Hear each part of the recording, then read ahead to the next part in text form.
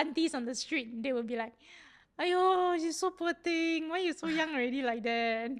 Then I'm thinking, "Oh, like that, any less poor thing, meh?" Like, Yeah, what's the yeah. difference? Like, so Yep. there'll be a lot of pity from Okay. people, and how my mom encouraged me to deal with it was that, like, if a lot of kids were staring at my legs, back then I used to wear this thing called AFOs.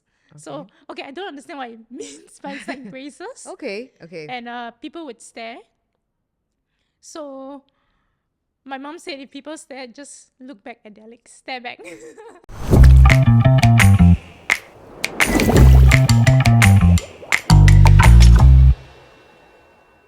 And today on our Are You Okay podcast, I've got 5-time Paralympic champion. It's Yip Pin Xiu. Hi, Pin Xiu. Hi. Thank you so much for making the time to join us today on our mental health podcast and sharing your mental health journey as well. What a treat it is to have Pin Xiu here with us. So we're just going to dive right in, okay, Pin Xiu? My condition is actually called Charcot-Marie-Tooth. Okay. I only knew about this specific term later in life when I was doing some like blood tests and genetics tests, and then we realized Right. that was it. So, growing up with a disability, I think now on hindsight, like it made me a really, really tough person, really suitable to be doing what I'm doing right now. And mental health journey as a kid, at that point in time, it wasn't a big thing. It wasn't a buzzword. Like Yeah. nobody actually knew that it existed. It was always about physical health. It was always about wasn't even about emotional health, right? So Yeah. at a point in time, like I wouldn't say that it was uh very difficult because I was thrown into this circumstance where I just had to accept it as it was, Right. There were definitely some days where I thought like, why me? Why was I the only one with a disability? Right. Especially back then, we didn't have other representations of people with disabilities. So I felt really alone in this world. My classmates didn't have a disability. They did not ever met anyone with a disability. Right. Aunties on the street, they would be like, "Ayo, you so poor thing. Why you so young already like that?"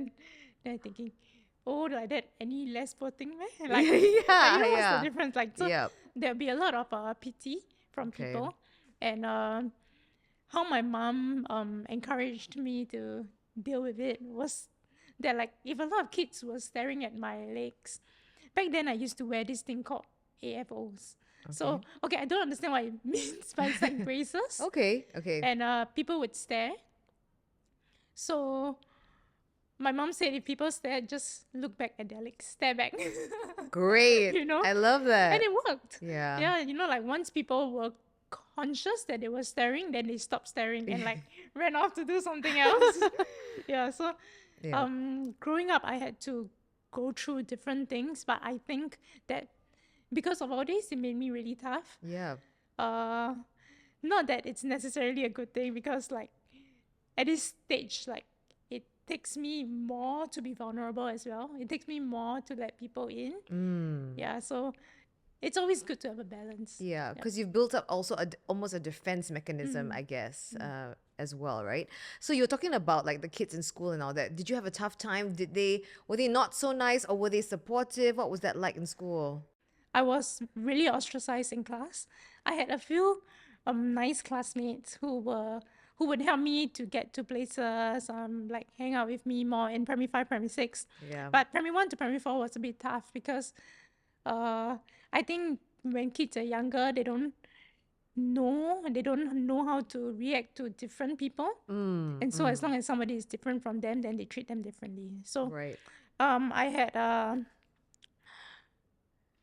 people just a lot of people laughing, saying things, um, leaving me behind. And the worst thing was that even the teachers would do that. Oh my gosh. Yeah. So like now when I go to speak to schools and things like that, and like I was okay with the kids doing it, but it was the teachers that did it that like really hurt me. Yeah. Because As educators, you should know better. so I had one teacher who had a limp, so she was really, really nice because she understood. Yeah. But the like maybe one or two others weren't as nice. Yeah. Oh my I would God. like tell them what happened in class, and they would I would be crying in the middle of class because somebody was like throwing stuff at me every 10 seconds. So when I like stood up, I used to be able to walk until I was 12. So when I stood up on my chair, I could see like a whole pile of 2 palm size of like eraser dust, stapler bullets, and everything on my chair, just cause like it Gosh. threw and then like that. And then I was crying in class, and I told the teacher, because like I did tell my mom about it before, and then she said just tell the teacher, and then the teacher just ignored me and continued class. Oh God. Yeah, that was just like one memory that I have. That definitely, gave you a very strong sense of like, I'm gonna put this aside and do what I want to do with my life. How did you get that strength though? Because I wouldn't imagine someone so young at that point to sort of go like, you know what, this is tough. I would see a lot more people being affected by that and then not coming out of that actually. I want to say that I've always been a bit more positive. Like Yeah. my coping mechanism has always been to look for the better things when the situation gets tough. I don't know how I did it as a Yeah. kid. But maybe like having this disability since I was young and going through it in my younger years kind of just helped me to develop this shell whereby I know that even if something bad is happening, I still need to try to find the good in it, you know? Yeah. So it wasn't until I found swimming that like I truly found myself. So at which point did you like decide that, hey, you know what, swimming is actually a really great outlet for me, and I kind of use that as like a way to express myself or like vent my frustrations. Yeah, when was that? So I was 12 when I first joined the competitive squad. Right. Before that, I was swimming, but not competitively. Okay. And it was interesting. I remember my first lesson at CCAB, you know, the one at Botanic Gardens there. So that was where CCAB, they okay. used to train. I see. And I went in there, and then I saw many other people with disabilities. Right. There was Teresa, who has who is also like my really really good friend who's a Paralympian, and then there were a few others who were amputees, and then or visual impairment, and then things like that. And then I saw that hey, they were living life like it was perfectly Yeah. okay. Like they could do anything they want to. They Yep. had friends, they went to school, they had jobs and everything. And then there was when I decided like, maybe I could do something too. Yeah. Like before that, Wow. my mom was just saying that okay, I should grow up to be a lawyer because lawyers can just sit there and talk and earn money, you know, those kind of things. Okay. So she was worried about like what my Right. future as well. Yeah. But it was only then that I realized that I could lead a normal life. Wow. That must have been very powerful for you at that age to go like, okay, you know what? The possibilities are completely endless here. I can do whatever I want. And was that also like your support system? I guess all the new friends that you made there as well? Eventually, over time, yes. So Yeah. when I first started training, I remember immediately on the car back, my dad would send me back, and then I would be sleeping because I was so tired. But eventually, okay. So in school, I was super quiet, Right. super unconfident, no friends. But at home, I was like my true self Yeah. is somebody who is very noisy and somebody who just likes to have fun. You know, Yeah. Yeah.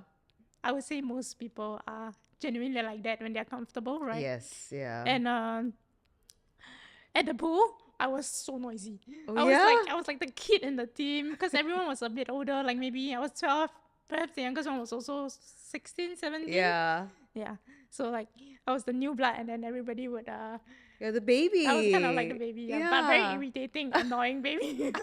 I love your positive mental attitude, your great vibes that you bring with you every time we have a little interaction. You're always fantastic, Pin Xiu. You mentioned this a little earlier on as well, talking about, people who give you like pity stares and stuff like that. I mean, I know that must not be fun at all. People say things is that when I'm in taxis somehow. Oh, okay, okay. You know, like I think because the drivers sometimes don't really know, and then they just feel like it's very cumbersome to have to keep the chair.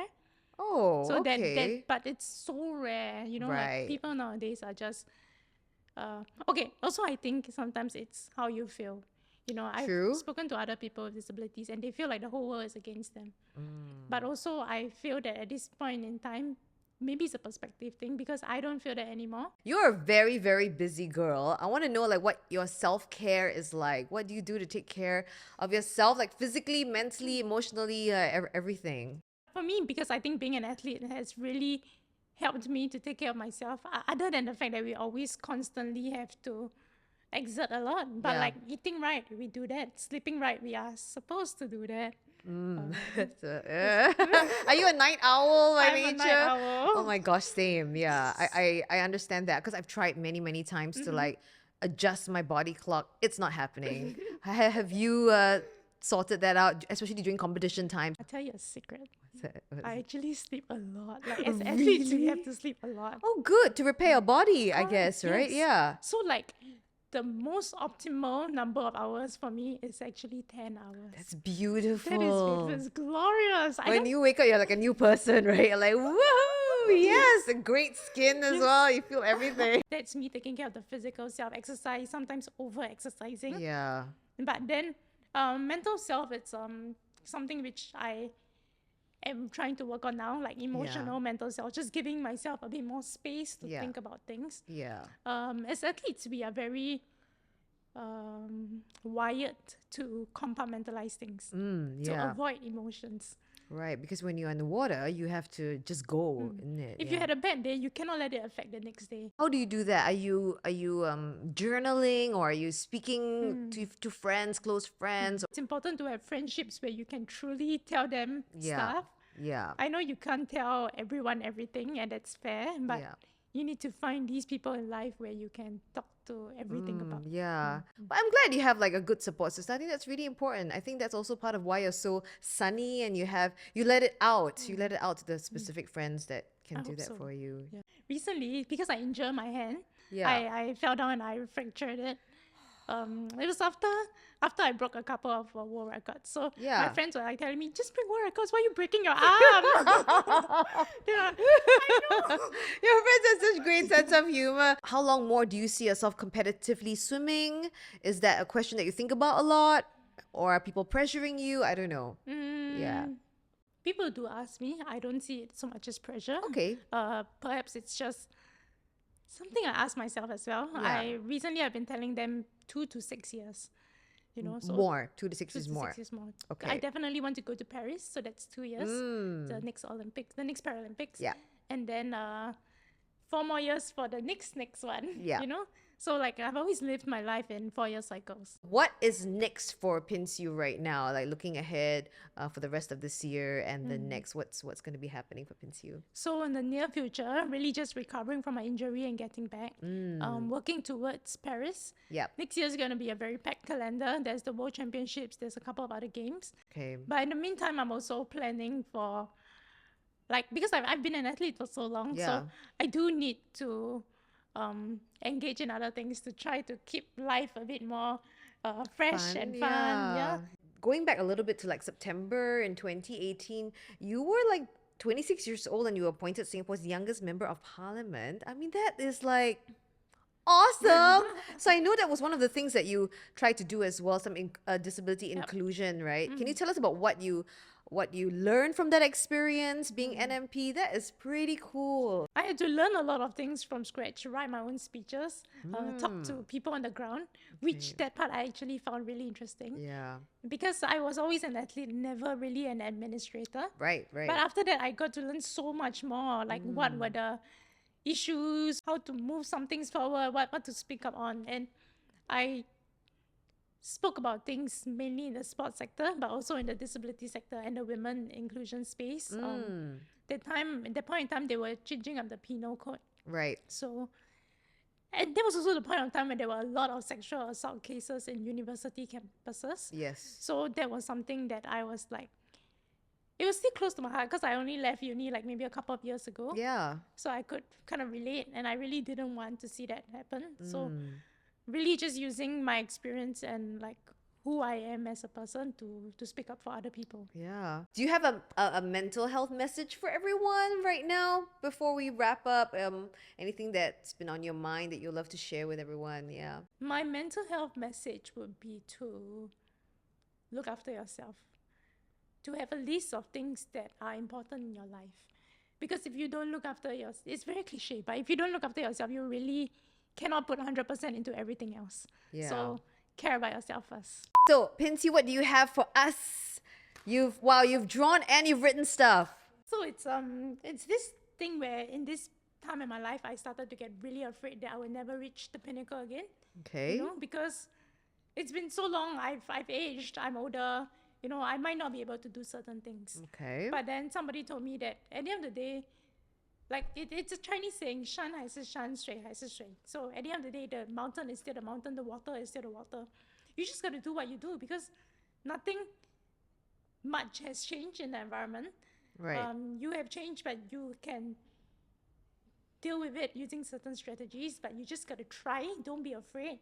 Don't be afraid to climb the next mountain, and then one day you'll get to where you want to. But if you don't, the process is something where you can learn a lot from. Right. That's deep. So therefore, the snow-capped mountains. Yes. And then that the water. It's also just me wanting to go on a holiday. And it's time for our mind break segment, and here's where we chat a little bit about, something else to take our minds away from stuff that might be, clouding our brains. We have food and drink. Xiu. This is from Maison Kaiser, and we've got, some nice treats and our drinks as well that we've been sipping on throughout the show. While we, have that in a short bit as well, we're gonna do a little segment with you. So a bit of a quick fire of stuff that you're grateful for, or it could be people, places, and things that have sparked joy for you. Okay, so yeah, I mean, we say quick fire, but you can really take your time. Yeah, it's good for the mental health when you take your time. So, all right, so a person or persons that you're grateful for. I'll say my family for sure, and top 5 of my closest friends. Okay. Yes. Yeah. And if you mention them, they'll be terrible because they'll be like, what?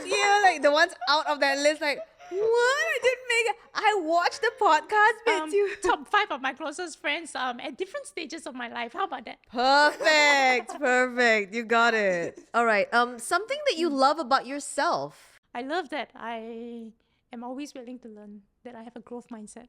Oh, wow. That's something very, very good to have. And you can take that with you, like however old you get, right? It's wonderful. A smell or a scent that brought you joy. The smell after rain, like the wet grass. Smell of wet grass. It's just really calming, and it's international regardless of where you are in the world. Yeah. And I don't really like the rain, so I guess it's also a nice memory to tell me the rain has stopped. Yeah, you're right. That's a beautiful, and I can't even describe that smell, it's that a smell scent. of nature. I love nature. Yeah. A type of food that has recently brought you a lot of joy. Recently, I guess croissants, because I've been Right there, we got one it's right joy there. right in front of me. Croissants. Yeah, but like pastries and stuff. yeah? Yeah, for now. For But now. it changes quite quickly. Yeah. I mean, do you like to try all kinds of cuisine, or do you have a special like cuisine that you love the most? I try all kinds of cuisine. Oh, nice. I'm pretty adventurous. Yeah. And I'm also a foodie. So like we like to try different things. But I think recently, like maybe whenever I see burrata, I'm like, yes, I want to try that. Yeah. Oh wow, that's a good choice. Yeah, actually that's all we've got. Thank you very much for sharing Yay. today, Pin Xiu. It's been really a joy having you here. Thanks for opening up your heart to us and for sharing food with us today and everything about you we love. So can't Thank you wait for to have. having me.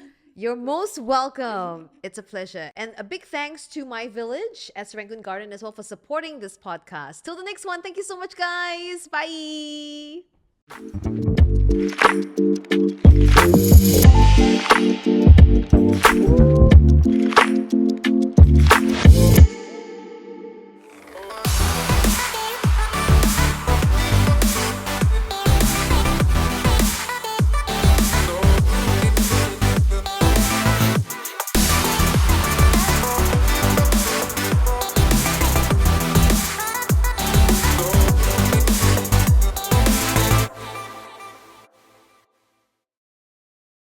Sometimes I do feel like the darkness, right, is something that creates balance with the amount of light that you're gonna give to the world. You know, if you're gonna give happiness to people, then that comes with a price for yourself also, because you are giving something, right? Yeah. And that price may be at the expense of your happiness.